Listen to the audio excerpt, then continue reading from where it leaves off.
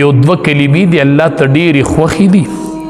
او په ژبه ډېرې سپکې دي او ثقیلتان فی المیزان په تله کې به ډېرې درنې ښې دي وی تله به ډېره درنۍ تله به ډېره درنۍ صحابو ته وفرمیل وی سبحان الله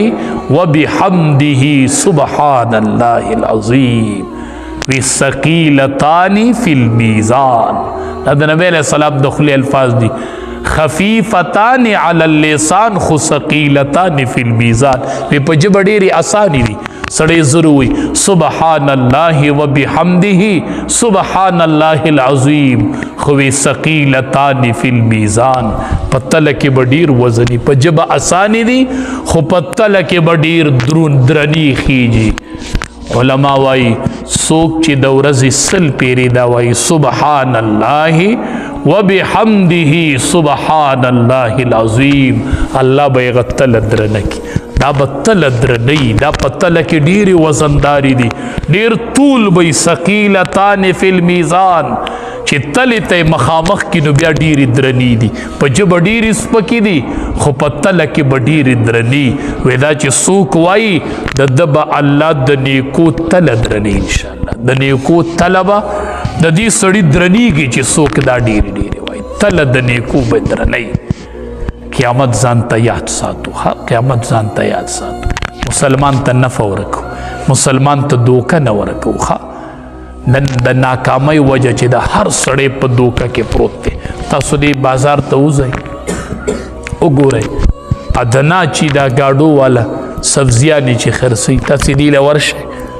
غټ ټماټر به یې د پاسه کړي او لاندې به یې واړه ټماټر ایښي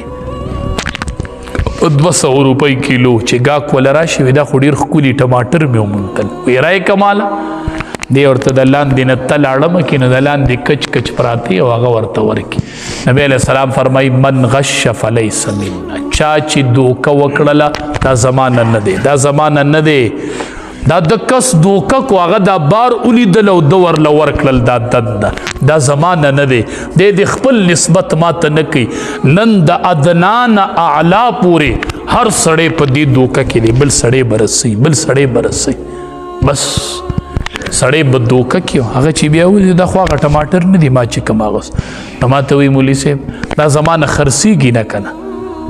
زه ورته هم زه یې درته طریقه ښیم که نه دا غټ غټ جدا کېده او دا واړه واړه جدا کېده ته په 200 کیلو خرڅوئ دا غټ په 250 کیلو خرڅوه او دا واړه په 1.5 کیلو خرڅوه نو که څوک دا علي او که دا علي نو چې ته د غټو نه په 250 کیلو خرڅه کړې او په 1.5 د وړو نه خرڅه کړې دواړه بیا برابر شو که نه شو او د ایمان ګټه دې وکړله دغه سودا دې وکړله خو د ایمان دې پکې وبایلو ایمان